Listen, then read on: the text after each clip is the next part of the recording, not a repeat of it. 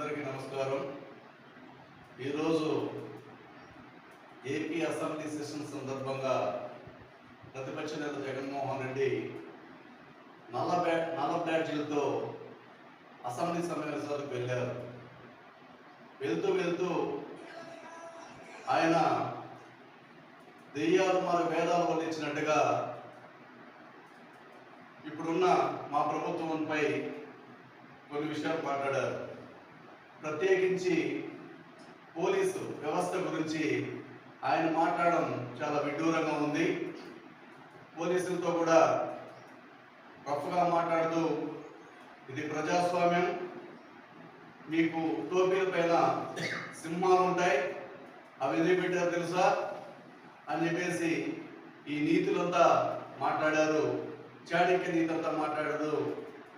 చంద్రబాబు విషయంలో ఆయన యొక్క పరిపాలనా విధానం అందరికీ తెలుసు.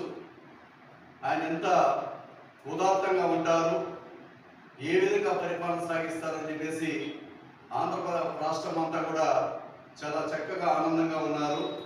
అటువంటి సమయంలో నీకు ప్రతిపక్ష నేతగా కూడా ఆ హోదా కూడా ప్రజలు ఇవ్వలేదు అనే విషయం నువ్వు మనకు గుర్తుపెట్టుకోవాలి జగన్మోహన్ రెడ్డి. ఎందుకంటే నిరంకుశత్వంగా నువ్వు పరిపాలన సాగించావు.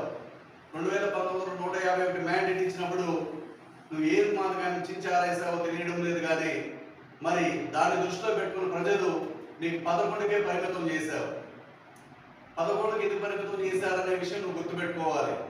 ఎందుకంటే అంత అధ్వానంగా, అంత నిరంకుశత్వంగా, దారుణంగా పరిపాలన సాగించావు. కాబట్టి 5 ఏళ్ళు ప్రజలు మన కనీసం మన బిక్కుమని రోడ్లోకి వచ్చే పరిస్థితి లేకుండా చేశావు. కాబట్టి నిన్ను 11కే ప్రతిపక్ష హోదా కూడా లేకుండా నిన్ను నిలబెట్టారనే విషయం మనం గుర్తుపెట్టుకోవాలి.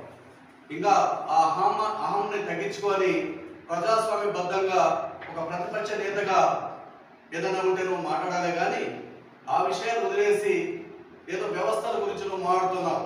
వ్యవస్థలంతా కూడా పూర్తిగా తూర్పారబడేసి వ్యవస్థలను ధ్వంసం చేసింది నువ్వు కాదని చెప్పేసి ఈ పత్రికాముఖంగా నేను ప్రశ్నిస్తున్నాను. దారుణమైన విషయాలు చూసాం. మరి 5 ఏళ్ళలో దాదాపు గత ప్రభుత్వంలో మనకు 5 ఏళ్ళ పరిపాలనలో నీ పరిపాలన విధానం చూసాం. ఎందుకంటే ప్రతిపక్ష నేతల మాటగా మేము దాదాపు 40 ఏళ్ళు అనుభవం కలిగిన మా చంద్రన్ని మార్గం మీరు ఏ విధంగా అసెంబ్లీ మార్గ సెషన్లో ఏ విధంగా ఇబ్బంది పెట్టారు, అసెంబ్లీ సమావేశాల్లో ఏ విధంగా మీరు ఆయన కంట కన్నీరు మనకు పెట్టించారో అవన్నీ కూడా ఆంధ్ర రాష్ట్ర ప్రజలు గమనించే నేను 11కు మార్గం తీసుకొచ్చి వదిలారన్న విషయం మాదిగా గుర్తుపెట్టుకోమని చెప్పేసి హెచ్చరిస్తున్నాను. ఇంకైనా పద్ధతిగా ప్రతిపక్ష హోదాని గౌరవంగా తీసుకొని హుందాతనంతో ప్రవర్తించి ప్రజా సమస్యలపైన నువ్వు పోరాటం సాగిస్తే బాగుంటుంది. రాబోయే భవిష్యత్తులో కనీసం ఏదో కొంతవరకైనా అట్లీస్ట్ మనకు ప్రతిపక్ష హోదా కన్నా నువ్వు వచ్చే అవకాశం ఉంటుందని చెప్పేసి ఈ సందర్భంగా తెలియజేస్తున్నాను. జై చంద్రబాబు, జై తెలుగుదేశం.